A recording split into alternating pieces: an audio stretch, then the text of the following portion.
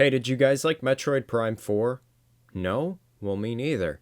Do you want to wait another 20 years for a mediocre game in a dead franchise? No? Well, guess what?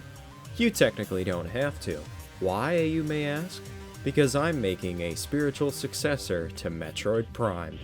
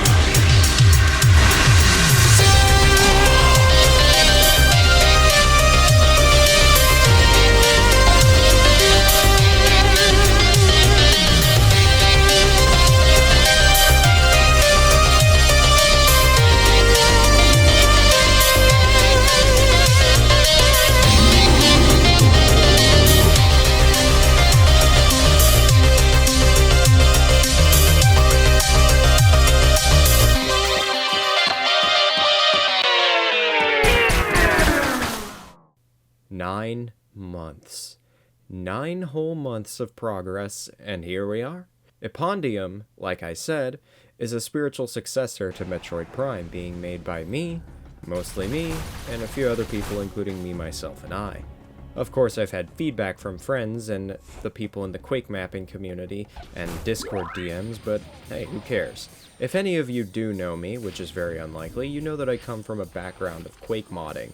I was a custom level designer making primarily single-player levels centered around exploration. The reason I started making Epondium was because I got bored of doing that, and I also got sick and tired of waiting for more Metroid games to come out, especially ones that weren't 2D side-scrollers, which in the indie scene, the best games that emulate what Metroid does, like Hollow Knight and Axiom Verge, are all 2D platformers. Which, to be completely honest, isn't my favorite kind of game to play. I've always been one to prefer first-person shooters, so I had an ultimatum. Either make a Metroid Prime-style shooter by myself, or get a bunch of melee-centric 2D platformers that claim to be like Metroid and Castlevania. You can guess what I chose.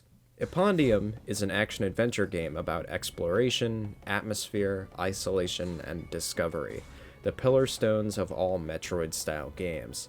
Since I've been playing Metroid since I was 3 years old, I think I have an idea of what these games are all about, and I understand what makes Metroid special and unique since I've been playing them for so long and studying them as extensively as I have. So I decided I wanted to make something of a similar vein. Science fiction or space fantasy, whatever you prefer, with a heavy emphasis on exploring alien worlds on your own, fighting back against impossible odds to come out on top as the ultimate warrior.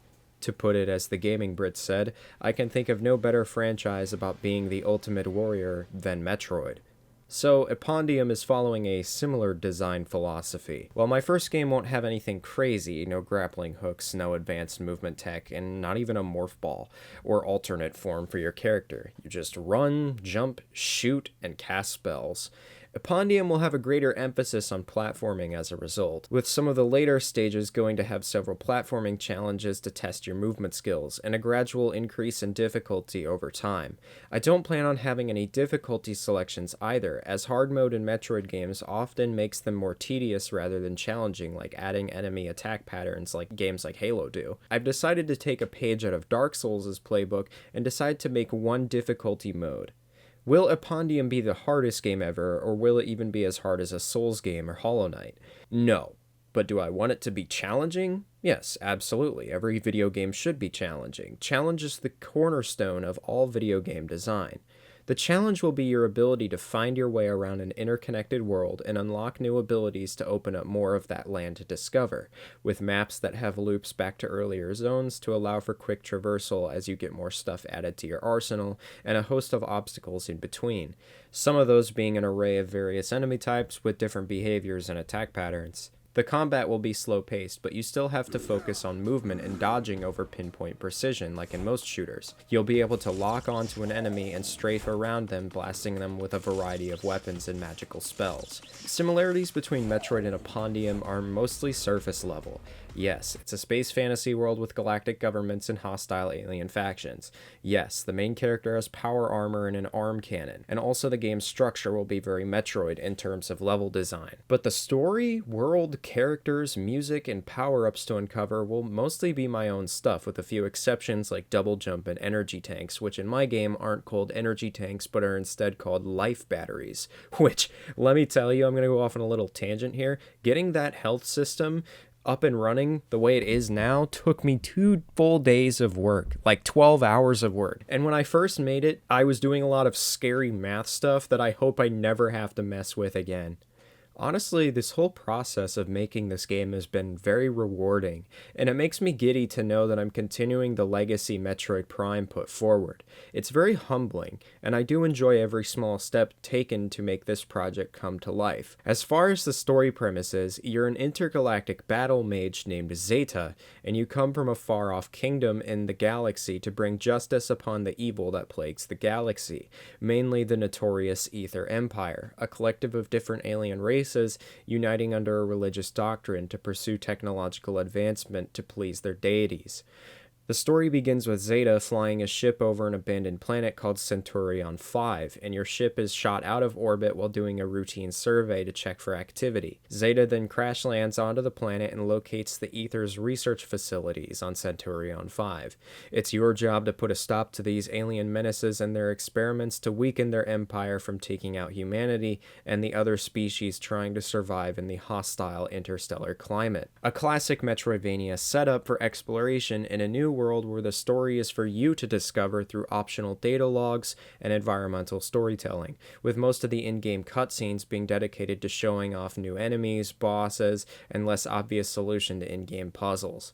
No annoying millennial writing NPCs with escort missions and linear dungeons, no AI companions telling you when and where to go, and not even a hint system like Metroid Prime to tell you which direction to head to. No, just a short, classic, open-ended game about exploration that's dependent on you.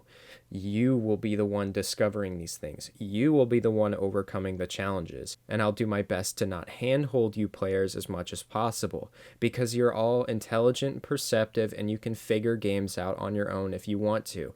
If you end up deciding you don't like the game and you don't want to play it and it's not for you, then, well, I can't fucking stop you. As far as the development pipeline is concerned, the game isn't close to being finished currently, but I do think that in the next 2 years I should have the game available to the public. I hope I can have the game out by March in 2028, but I can't make any promises because game development is a tricky, complicated process, and while I am using the Unreal Engine, which is designed for babies to understand, there's still a lot of things I have to get working and make as good as I can make them without making the game a buggy mess with poor performance. Remember, folks, if nobody can run your game, nobody's gonna play your game. But I will try to have it out within the next couple of years. I will do my absolute best. In the meantime, I'll post shorts and updates on this channel when I have new stuff to show, so spoiler warning for anyone ahead.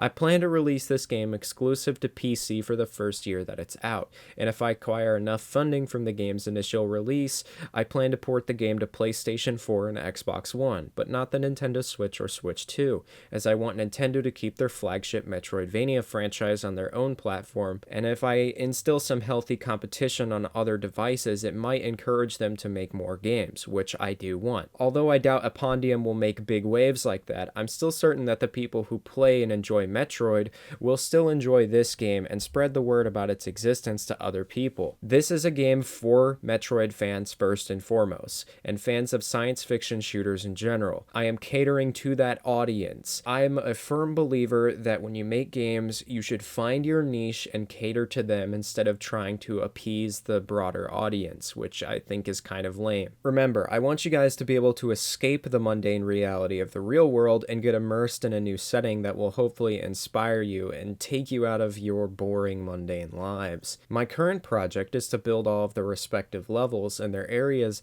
by starting with the most complicated rooms in each zone to prepare me for everything else, making the puzzles, enemies, and bosses first before I go in and make my environments very pretty. I'm pretty comfortable with Unreal Engine so far, but I still have a lot to learn, and if anyone is willing to chat with me about this subject and share their games or give me some advice for my game, I'm willing to make a community Discord server for Project Epondium and begin the process of building up hype for this game. Since Epondium isn't a Metroid game and is distinct enough to be its own intellectual property, there is little risk of Nintendo shutting the project down, and if that ever does happen and Nintendo tries to do something like that, you bet your ass I will take them to court over it, because this game is my original art. It's just heavily inspired by Metroid. It is not Metroid. I want you to understand this. Epondium is not a replacement for Metroid, but it is a successor designed to give you more of that experience that you love so much. Anyways, folks, cheers to Epondium, and I hope you all have a fantastic night. So, peace the fuck out.